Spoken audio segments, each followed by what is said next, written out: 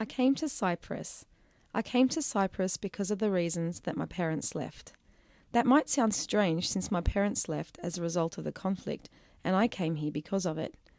Let me go back to a time when that responsibility was instilled in me. The story begins when I first came to Cyprus at the age of 4.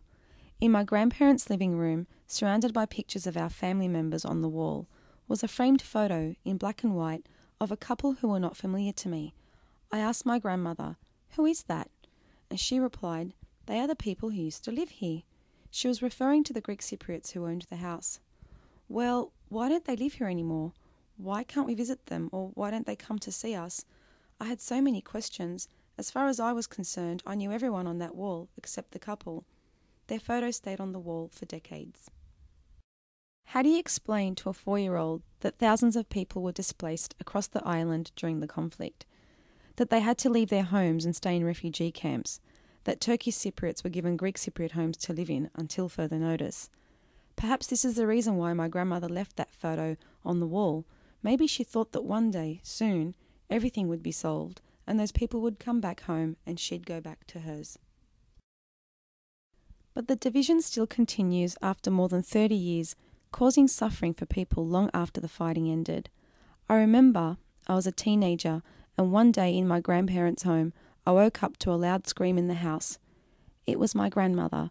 She'd had a nightmare where she was rushing to leave her home, and as she turns around, she sees a soldier pointing his gun at her. She wakes up just before he pulls the trigger. At that moment in time, I realise and am certain that something is wrong. I didn't know the history. I had no idea what had happened or why it happened. All I knew was that there was a suffering in the people I knew, and an invisibility in the people I could not know, the people on the wall. Years went by and many grandchildren were born and added to my grandparents' wall.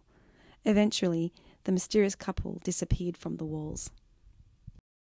In 2003, when the checkpoints opened up, my grandmother eventually returned the photo to visiting relatives of the couple on the wall. Despite her fears and nightmares, she distilled a sense of hope in all of us by keeping that photo for decades next to pictures of us. She taught us that by giving back to a family something so sentimental, by making one small gesture of goodwill, we can, as a community, contribute something to make a difference.